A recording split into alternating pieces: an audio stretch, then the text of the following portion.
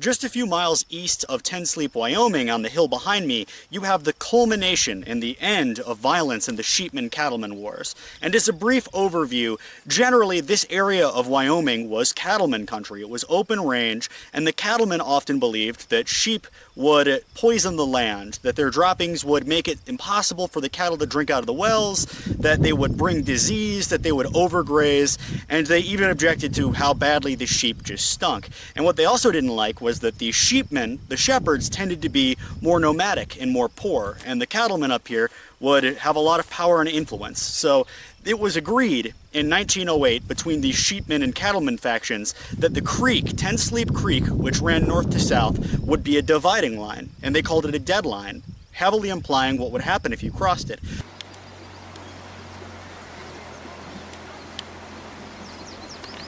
They said cattle would be on the west of this line, and sheep would be to the east. And there are a couple of factions on the sheepmen side. These would be Joe Alamand and Joseph Imgur.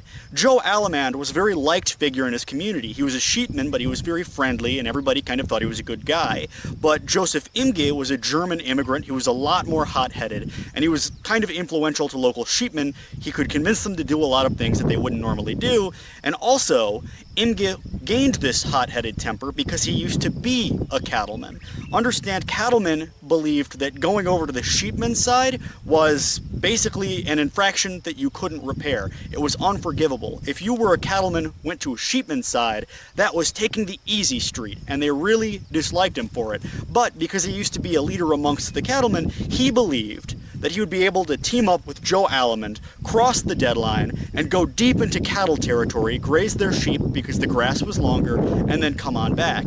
And the local deputy, the sheriff's deputy, escorted them out here. And it was deep in the heart of cattle country, and they got out here and they said, all right, well, let's turn back. And the sheriff's deputy said, I'm not accompanying you back. And essentially, up until this point in the sheepmen-cattlemen wars, things had kind of simmered down, and generally conflict would see the cattlemen coming out. I've heard accounts of them making the guys wear sheep ears and crawl around on their hands and legs, going ba, ba, and shooting at their sheep, and then just letting them go after beating the hell out of them. But this is probably what the sheriff's deputy thought was going to happen. In all reality, he thought they were going to be roughed up. He didn't realize that the animosity existed between German immigrant Joseph Imgur and the cattlemen around here. So he left them on their own, and at this point Imgur started making statements that even further incensed the local communities. He went into town and he bought 2 automatic machine guns and said, we're running the cattlemen off the open range. And you can imagine the result of this. People got mad very fast.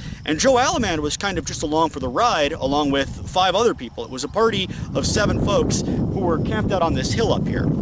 And these guys, they called, because they're only about a day or a half a day away from Ten Sleep and their families, Joe Alamand called his wife over a nearby rancher's farm, because it was a friendly ranch, called his wife and said, hey honey, I'm gonna be home later tomorrow, just get the table ready for me. And on the phone, they heard click, click, and the cattlemen, who had gathered at nearby Keys Ranch, which was slightly closer than town, they had tapped into the phone by just going to the switchboard, and they gathered their location. They knew exactly where they were. So 7 cattlemen, under leadership of George Saban, who's a fascinating character, they met at this ranch, and these cattlemen were all rich people. Half the party was very wealthy, and George Saban owned one of the largest cattle operations in the state of Wyoming. And you can imagine this was a message that was meant to scare sheepmen all across the state. So George Saban meets up, gathers these 6 other guys underneath him at the Keys Ranch, and in the middle of the night, they ride out wearing masks to the site behind me. Now, of the 7 people here, it seems that they may have let 2 escape, because the father of one of them was a leader amongst the cattlemen. So they let him run off into the hills, but Joe Alamand and Imgur were executed. The 2 carts were burned, 25 sheep were shot, and 2 of the sheepdogs were killed. And about 400 meters away, up on a hill, were a couple of cattlemen that were camped out. They kept very silent because they didn't want to be killed in this conflict, because, I mean, it was a kind of a code of conduct where if you saw something and you figured that your friend was going to tell, you could kill him as well. So even the cattlemen, after this was discovered, they were horrified by the brutality that was displayed. And the leadership under George Saban, they didn't realize how badly they'd messed up. And George Saban didn't realize that he was already on the bad side of the law. Everybody figured they would be let off the hook, because at no point in the sheepmen-cattlemen wars, even though many people died, were any cattlemen ever prosecuted or at least charged for a crime of murder. So they figured they'd go free. But George Saban was a leader in kind of the lynch mob community. In fact, in 1903, just 3 years prior, or sorry, 6 years prior, he led a mob into the Bighorn County Jail to pursue 2 convicted or accused killers, and they wanted to lynch them. Well, when the sheriff's deputy got in the way, they killed him too. So George Saban was already on the bad side of the law, and he was the one who led the raid against these sheepmen. And basically, 2 cattlemen were bragging about the killings in a bar, and their friend said, "This is messed up." He went to the sheriff, and the sheriff quickly arrested them and brought them up to Sheridan, because it was a widely accepted fact, this is remote country. If you were put in the Bighorn County Jail, you would likely be killed yourself if they believed that you were going to turn state's evidence. So they brought these 2 cattleman killers up to Sheridan. They met with the governor of Wyoming. They met with lawyers. They met with politicians, and they said, "We agree to turn evidence against our friends if you escort us up to the state line and you acquit us of the crime." And that was done, and they were never heard from again. They might have been killed. They might have taken different names. They certainly would have had people after them if they didn't do this, so they needed to hide. Anyway, they arrest the rest of the 5 killers. And one of their friends is he knows too much about it, because they've been bragging quite a bit. And when the police come and say, "You're going to be testifying at the trial," he says, "All right," and he rides up to the hill overlooking the ranch, and he hangs himself. Now, historians still debate, was this a hit? And I don't think it was a hit, because they kind of already knew that they had screwed the pooch and they were going to jail.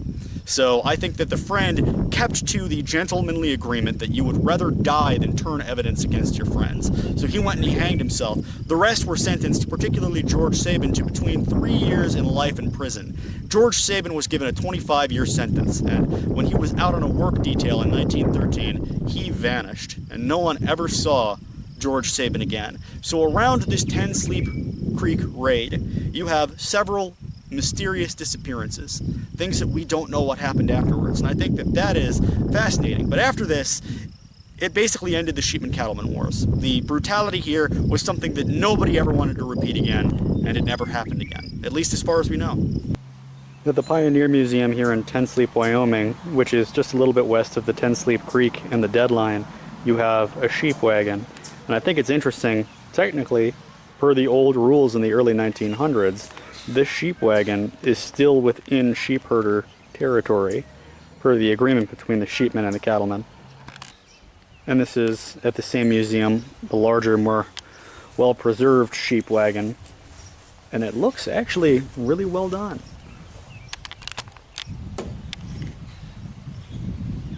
And this is the exact kind of wagon that battle would have occurred at. And I think the museum here in Ten Sleep is closed, but I'll go walk down into town. It should be open this time of year, but nobody's around.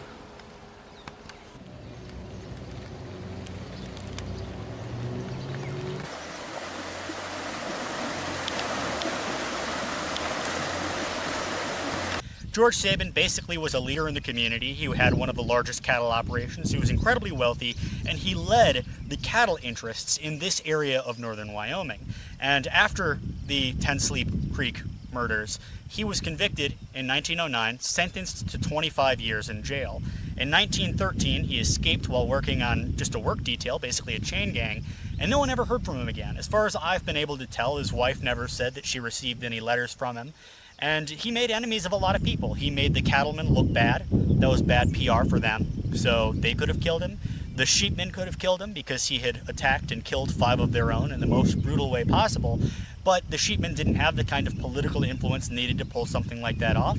And on top of that, he also made enemies with local law enforcement. George Saban had led a 1903 raid, a lynch mob of 50 people into the Bighorn County Jail, and basically in the crossfire, one of the sheriff's deputies was killed. So he had made enemies of basically everybody involved, and George Saban vanished without a trace. But like many things to do with Wyoming Range Wars history, this was totally written out of the pages of history. For example, even nowadays, a lot of books on this subject are checked out of local libraries and simply lost.